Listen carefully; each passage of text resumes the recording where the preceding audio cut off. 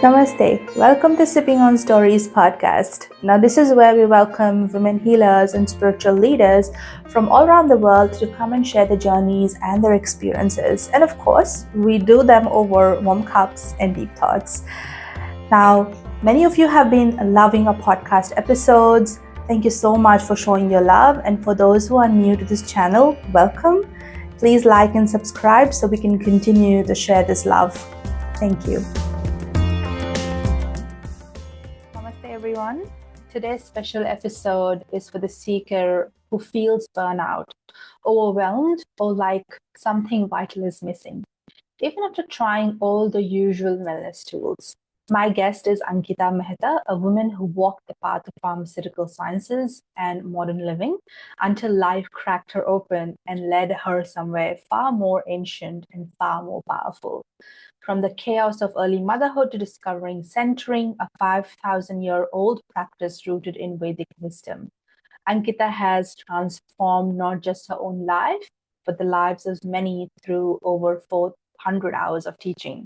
So in this conversation, we will explore the ancient technology of sound and speech, the 5 elements of nature, and how real Vedic knowledge can be lived right here, right now in the modern world.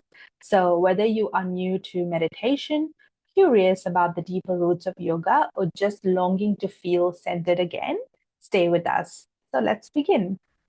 Namaste, Ankeeta. Welcome to Sipping on Stories podcast. I am thrilled to have you.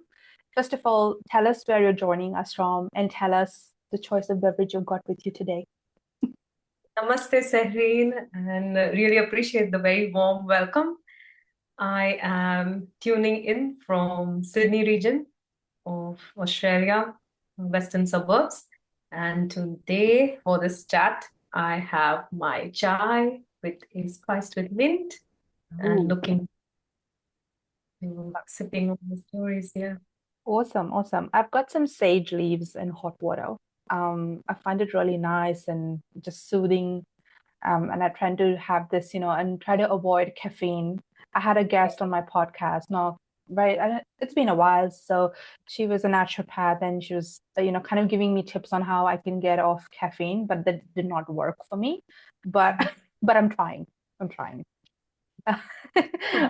Awesome. So with that, I think we'll just get into it. I was kind of amazed. You have had your journey from pharmaceutical sciences into Vedic wellness.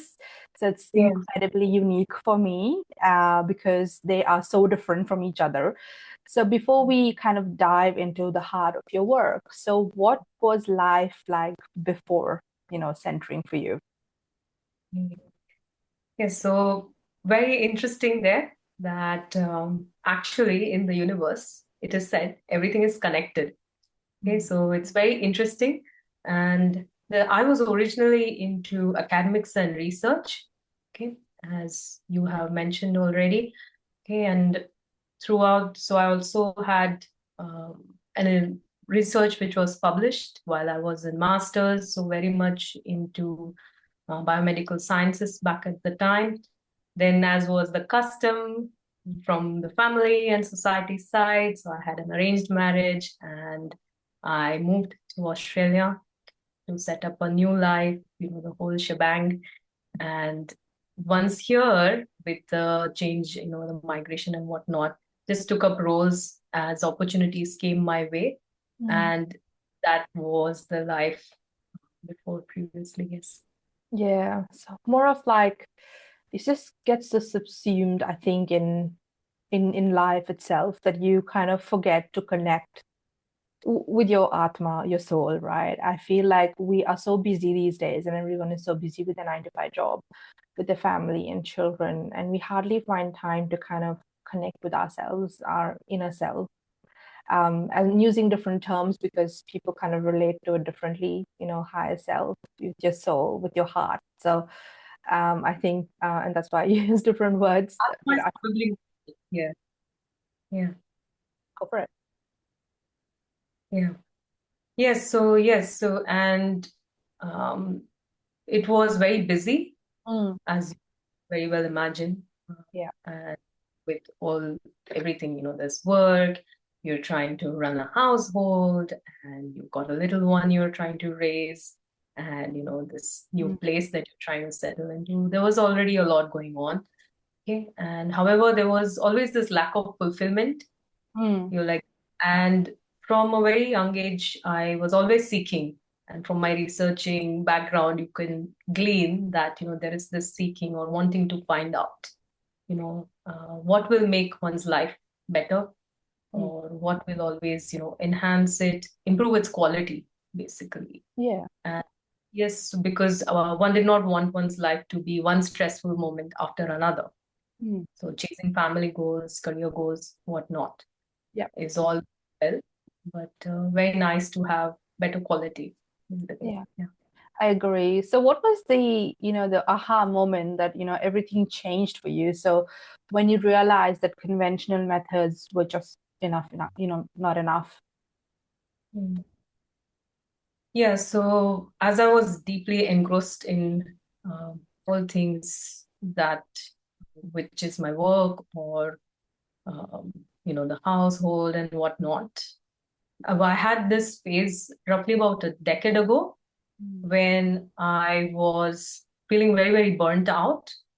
And it didn't matter when I tried, say, gym or some spas and, some other assorted methods, been there, tried that, but they wouldn't sustain, and nor could they help me, Mm. okay, find a solution to, say, cure my, say, if one had a worrying nature, then cure that worrying or give me more clarity. Mm. Okay, basically be able to just find that peace of mind and stability. Yep. And I felt like there was this one point where everything just culminated, including some toxicity at workplace. And I felt like if I did not find a solution to this now, then Yep. it could quickly snowball into something from which there would be no repair. Yeah. So I knew something had to be done. Mm. Well, I hear that. And I guess probably we'll get into more of, discovering what centering means to you. And you've been, teaching your students what centering is and passing on these techniques that have come down from, ancient rishis, as you mentioned to me. So can you break down what centering really is for someone who's new to the idea? Yes, certainly. So centering is actually meditation by definition, Mhm. okay, based on that one has learned from one's guru and is very happy and privileged to share here at your podcast. So centering is basically being centered in speech, posture, and all that one does as one goes through life, very, very broadly. Okay, Mm. now meditation by definition has, medi in it, which is middle in Latin. Okay, so for Yeah. those who do not know, I think especially the viewers, this is really great to know the source of the word and what it is that you're engaging in, isn't it? Mm. So medi is middle in Latin and has its roots in the Sanskrit word madhya. Mhm. So essentially, yes, it is madhya that became medi and became meditation. Okay. So, by definition, meditation is to be centered. And when we say centered, what does it practically mean? Because it's one thing to say it, but on a practical level, what does it mean? It means to be centered or balanced in your speech and body. And there are exercises which can help one there. Just as a simple example, just keeping the spine straight, okay, will help one be centered in their body posture. Mm. Right. Yeah. Okay. Um, and with, I feel like with meditation, centering or meditation, there is, a lot of people talk about meditation, and there is a lot of information, a lot of videos you can find on meditation, and Yes. how it can, help the body, or what experiences people can have. So, what was your very first experience with centering when you did, start practicing this, and what did you feel or release in your body and mind? So one thing one really, really appreciates about the centering technique is that it's no mumbo jumbo, it's no frills, and it's nothing that someone needs to imagine.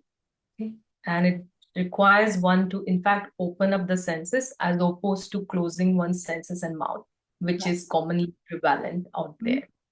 Okay, so one's first experience was I felt like my respiratory system was opening up because Mm. centering requires one to speak. Okay. And I felt like my jaw muscles and my throat was getting work done. Okay. Like there was some stuff happening there. And basically this one centered, one of the first few like moments as well. Very quickly, I could tell that this is unlike any other method that I had tried in the past. And one could actually experience one's thoughts subsiding. And immediately it would bring me in the present moment. So what happens is, the mind stops swinging from side to side or, left side to right side, like a pendulum. Yeah, So that experience was very yeah. quickly, yeah. That's sounds very uh, simple, but I feel like it's so powerful in itself. It's a very powerful experience to, connect and feel that in your body. And I think, I would like to kind of remind our listeners that, meditation done in the right way, it can be the most simplest way you do it, but it can have such a powerful impact on you. And Yes.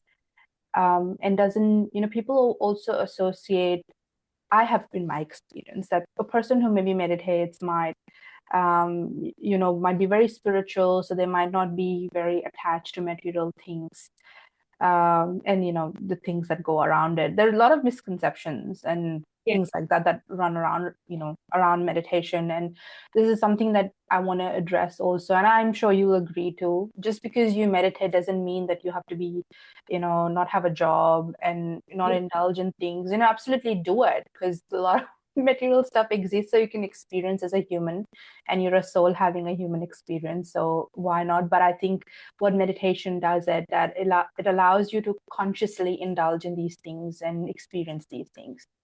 Would you agree? Yes. Yes, so it's very well said there that one is a soul having the human experience here. So it's really nice.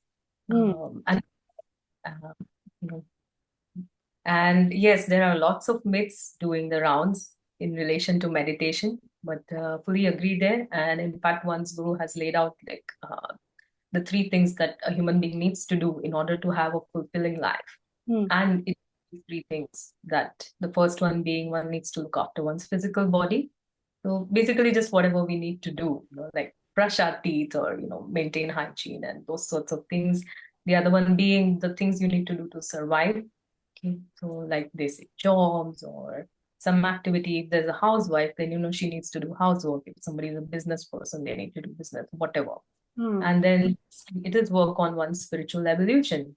Yeah. So that it will give one the clarity, um, and that peace of mind, take away confusion, make one more grounded Mm. so that the life experience becomes more positive for oneself as well as everyone, that they are hanging out with. Yeah, I Well, cannot agree more. And really, and I feel like people are so busy in their lives and kind of just living away in ignorance, I feel sometimes. And it's such a wonderful experience to go back and, sit peacefully and center and connect with oneself. And you've called it sustainable and accessible. This technique is sustainable and accessible. So I want to understand for my listeners, like what makes it so? So especially for busy women and mothers. yes, so sustainable and accessible. Yes, it certainly is, in that it is very natural. Okay. For anything to be sustainable, it has to be natural, okay, which will allow it to go through time and last through time, which is what sustainable means, right? So centering is, as a technique, something that you can do anywhere you are, no matter the circumstances. Okay, you don't need any special equipment for that. All you need is your presence and your attention. Okay, and it is, say if you're doing dishes or if you're on your computer or if you're traveling in a train or a bus or you're driving, you can still do it. Mm. That's how accessible it is. Right. And in terms of accessibility, I will add also that sessions are available online. Mhm. So anyone sitting anywhere, they can easily access it and it stays with them. Even the content that is Mm. provided, we do so many enough repetitions that will help them through. So especially for busy moms and mothers, we so need to be on the ball Yeah. in terms of being able to juggle so many things at the same time. Or there might be things that spontaneously come up that require our attention. Mm. Provides that flexibility for us to be able to do all of that Yeah. and still maintain our own sanity, well-being, clarity, coherence, those things.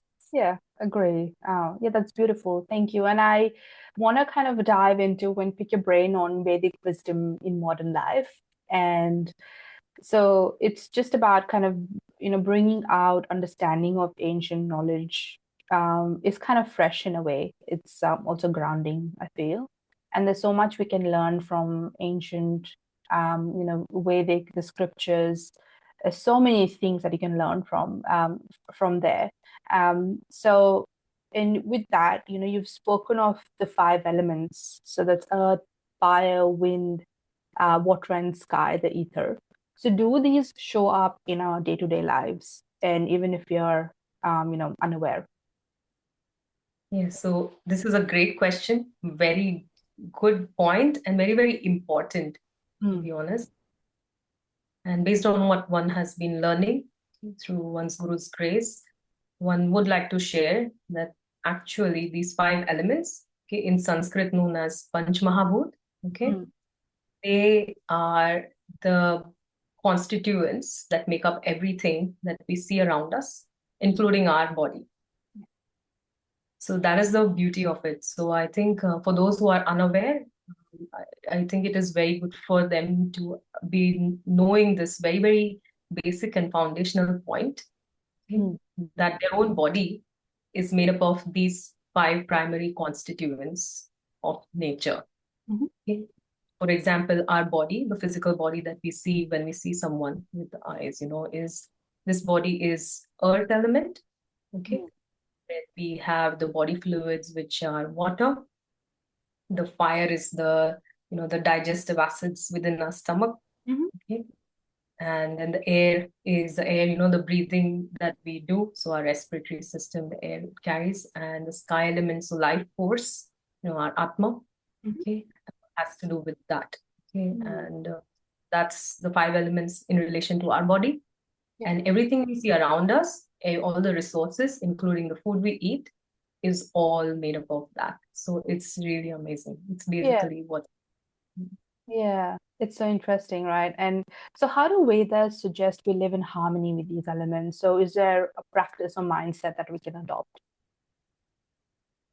Yes, certainly. So more a practice rather than a mindset, because based on the centering technique and the original way in which the rishis taught the pupils over 5,000 years ago, Mm. or this body is designed, okay, one works with the body to get to the mind aspects. Mhm.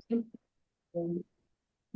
In essence, grounding, so an applied to a practical modern day current context. It would Yeah. be grounding, so touching the earth 5 to 10 minutes every day, Mm. and yes, or touching trees if the Mm. weather's too.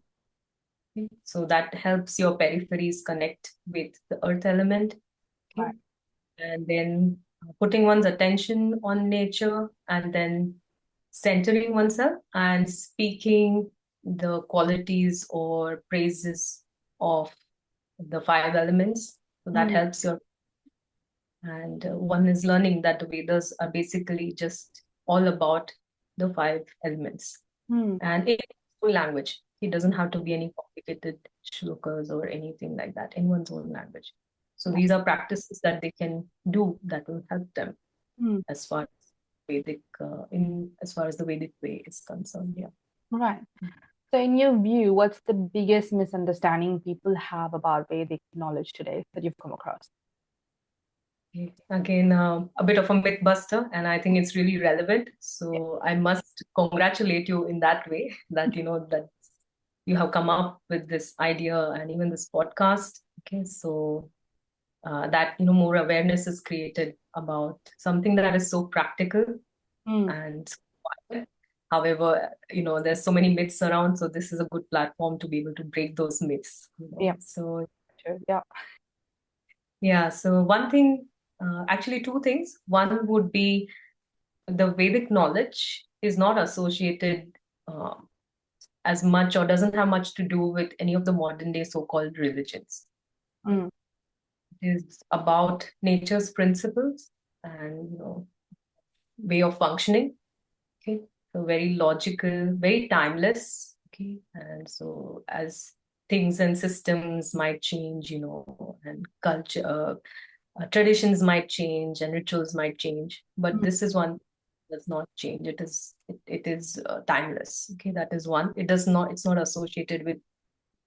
It doesn't have anything to do with dressing up in just one particular way or those sorts of things. And the other thing is Vedic knowledge, okay, which has to do basically and primarily with the five elements Mhm. and one's reverence and expression of reverence to them, okay, in a centered manner, starting with one's body, of course, Mhm. okay, is can be done in a language that you can know and understand and in your words. It doesn't have to do with complicated Sanskrit shlokas that one may not understand.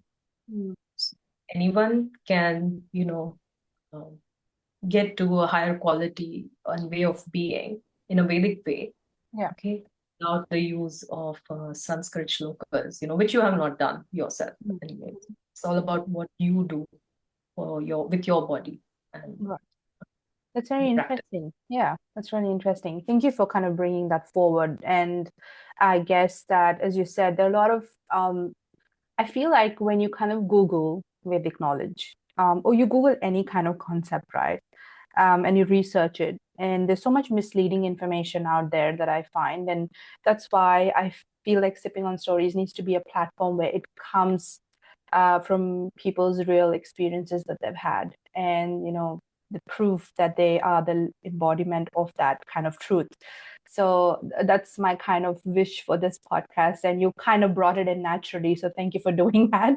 And I thought, why don't, since we're on the subject of elements, and I thought we'll do like an elemental rapid fire, like a more soulful game. I thought we could, just spice things up a little bit.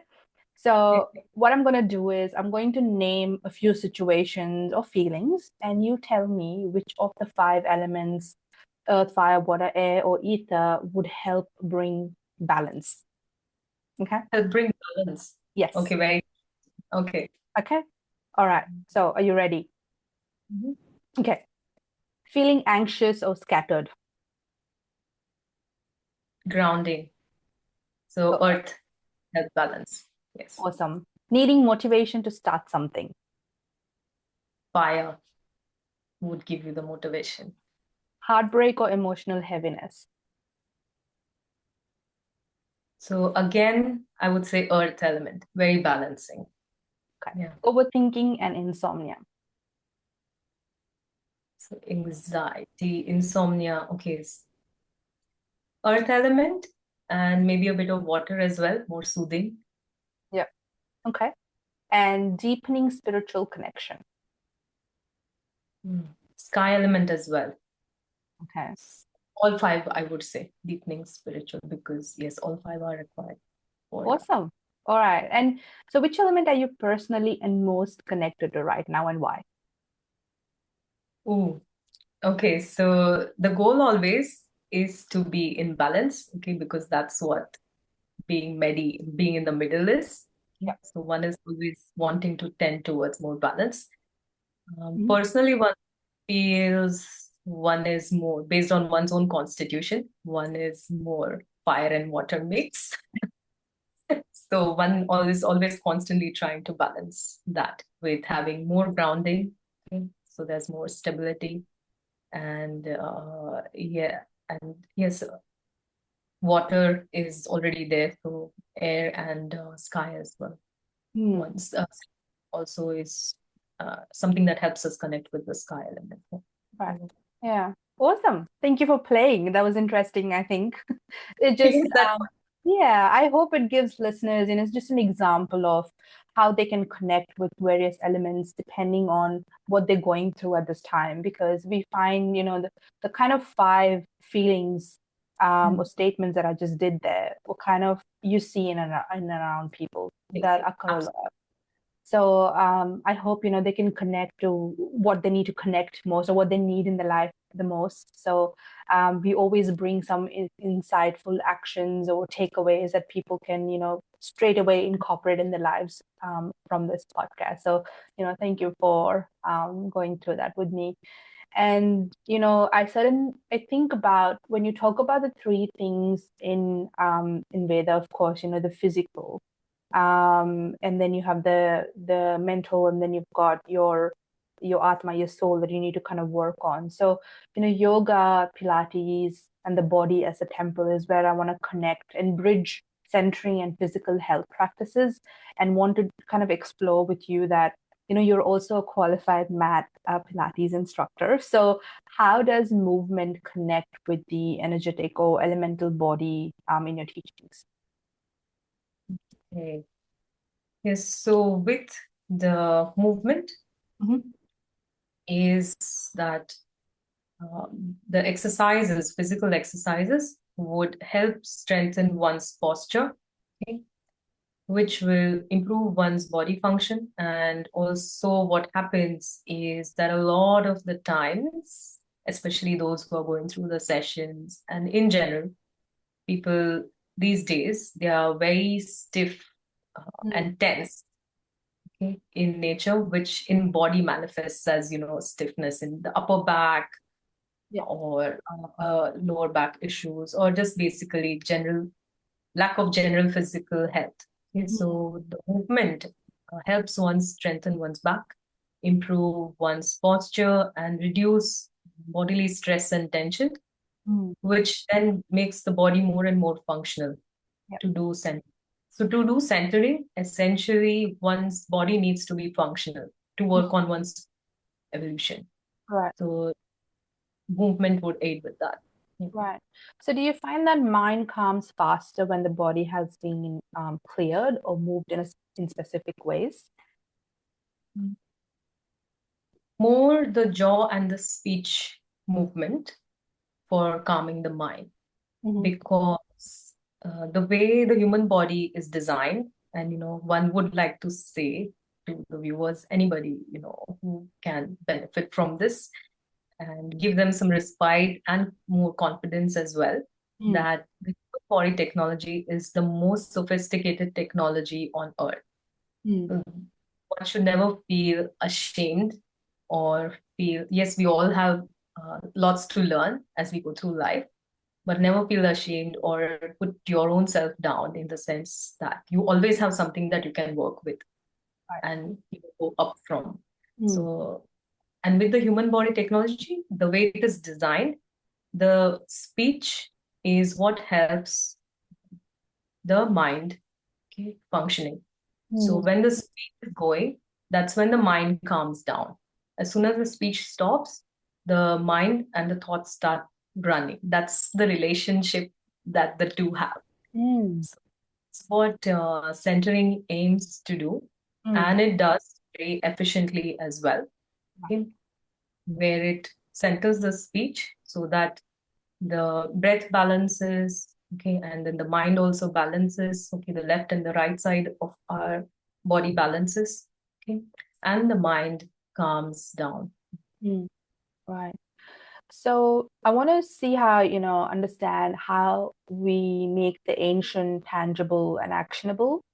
So Mm. can you maybe, what does in your personal, what does just personal, spiritual or wellness routine kind of look like, especially being a mom? And I ask this because I feel like a lot of women, they have so many roles and responsibilities. They are working, they're taking care of the house, they're taking care of their children. And I feel like how what does your routine look like? So maybe someone can take inspiration from yourself. Mm. Beautiful. Yes. Great question again. And one will share that one basically practices what one is preaching, and that's exactly how it is. Yeah. So, on a personal practice level, Yeah. one it's a daily routine, okay, and one tries to maintain it as much as possible, okay, and of course, you can always do more of it or be doing different things at different times, but in essence, grounding. Yeah. My own personal spiritual wellness practice involves grounding and then centering. Okay, so the centering exercise, followed by, praise of the five elements. So connecting with nature and the five elements, and more advanced level, basically centering repetition. So we have nature's pure principles, affirmations, gratefulness, reverence to the guru. Mm. So what that all does is, centers one more, adds more clarity, deepens one's perception, and Yeah. then, one is able to share it better. Yeah. Yeah, absolutely. And I guess that just taking the first step is hard, but once you get into it, you get into it. So I think we can, encourage our listeners to kind of get into it, and hopefully they can find motivation from you, Ankita. And your story has been so inspiring. So with that, I want you to kind of also shed light on what transformations have you seen in people who have learned centering? Okay. Yes,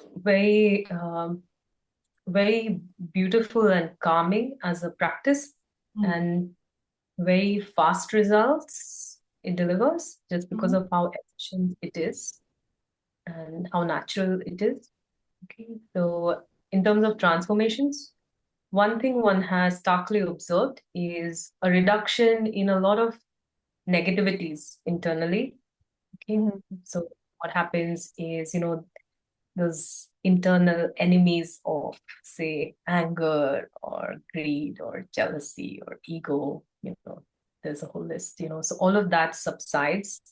Mhm. So actually really clears the mind, okay? Mm. And it's reduced tension and stress, less anxiety, okay? And they are able to do their work without, say, unnecessary um, disturbances within themselves, and have more of a positive attitude and way of being in life. It's one has seen that. Mm. Okay. And if, there was one teaching or insight from your Vedic journey that you would wish everyone could understand or live by, what would it be? From a Vedic perspective, okay, this is more something I'll share from a practical, applicable perspective, and maybe some myth busting as well, so to help the viewers.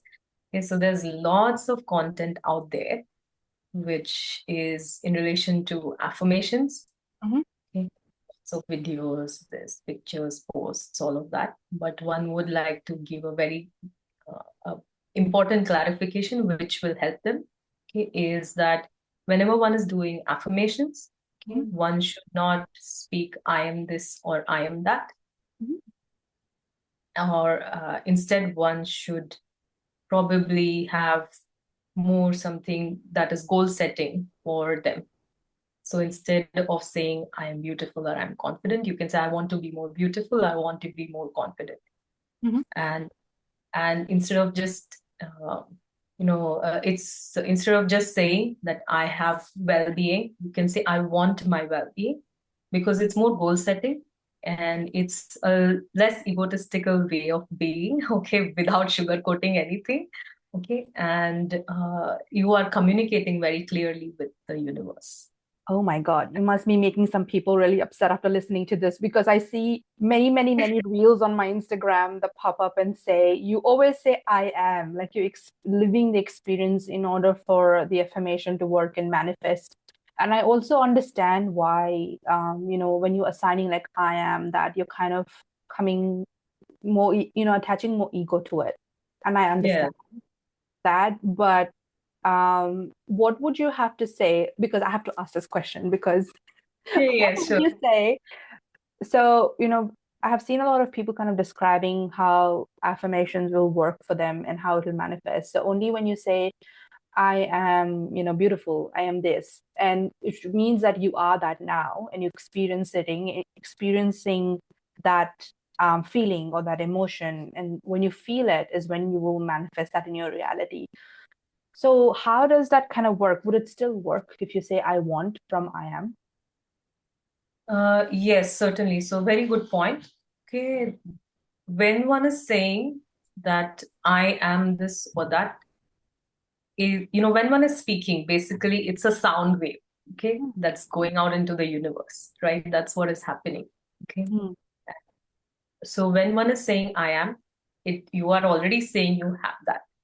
But the point is that you want to be that, or if you have it, then you want more of it.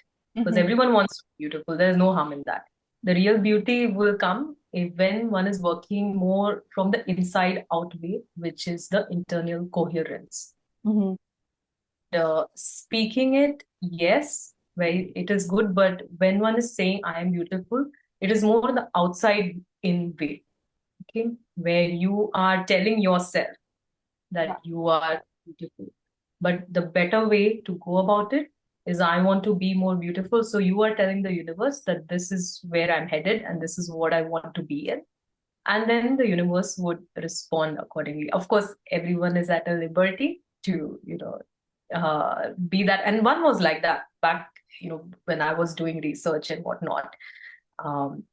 Into like different ways of well-being, and one has been there and done that, but Mm. what I found was that was more, it stayed in my head, Mm. but it need not have manifested. Right. Yeah, that is how one experienced it. But when one went this way, where I'm saying I want this, and just you do that repetition, and you are affirming that that is the way. What it does, it trains the consciousness, the repetitions. They train the consciousness and your behaviors to be in a way that you will engage in actions that will bring you your well-being or your beauty, and then you stay in that mode, sort of. It's really interesting. And I understand why. I think because, correct me if I'm wrong, but you are, setting a goal and you're so clear about your goal. You're setting an intention that, maybe I'm aspiring, beauty, outer beauty, right? That's my goal. And I'm clear about it. So you're proceeding, you're living your day-to-day life with that clarity. And that's you're inviting that to yourself, to oneself, I think. Yeah. Exactly. That's exactly what it is. So Oh, you go. Mind blown. yeah.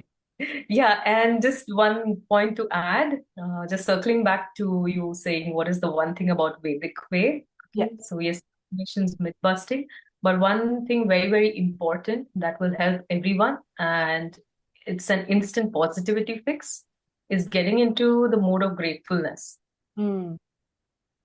Just speaking gratefulness. So if you feel like, instead of saying I have my well-being or something as well, you can say I want. That's affirmation. That's very well. But just that gratefulness or having that word even in oneself is Mm. a big changer. Mm. So yeah. One would highly, highly recommend that. Awesome. So what would you say to the, modern people out there who, or, seeker who feels disconnected, burnt out, or spiritually lost? Yeah. So they should first start grounding, touching the earth. Okay. So what that does, it helps them connect with something that is very, very real, regardless of time and space. Mhm. And then, yes, definitely they should center themselves. Okay. And then get on to the affirmations, the gratitude, the nature's principles, the content that we do in the sessions. Okay. But very first step, definitely grounding would be the way to go. And the Oh, centering. Centering is the key. It's the absolute yeah, key. I think it all comes down to that. It all comes down to centering oneself. Yes, yes. And that paves the way and lays the foundation for a much better, clearer, connected way of life. Yeah, I agree. So if is, maybe a book that you have been fascinated or inspired by in your journey, if you would like to recommend. where can one start? Okay, so yes, it's interesting you mentioned that because one was going to ask you about it as well. So one is learning from one's guru, and there is this book called Peace Gita that they can look at and uh, go by, which has all the Vedic knowledge, but in the very current modern day context. It should be available online form, but otherwise there's no book that one would go by. Yes, it's this. Yeah. All right, great. And I think that was, my mind is blown. A lot of, myth busting today, Ankita, I didn't expect. So thank you for bringing that along. So I think Yeah. with that, we are coming to an end of the episode. So if you have any kind of, final words you want to leave the listeners with, go ahead. Okay, wonderful. Yes, appreciate you handing me the platform here, Sari. I will say it's been really fun going through this podcast with you. And definitely kudos that you are doing what you are doing because it is so, so important. What I would like to share is just stress on the importance of the three main things that anyone needs to do in order to have a more fulfilling life. And it's becoming more and more a requirement in these days and time. Yeah. And so, from an organizational point of view for one's life, just step one, look after your body. Step two, do what you need to do to survive. And step three, very, very important, work on your spiritual evolution, connect with nature, ground, center, okay, because this will help pave the way for a lot of mental clarity. What a lot of people think and they know and understand is that they need to do repetitions and they need to do exercises for their physical fitness.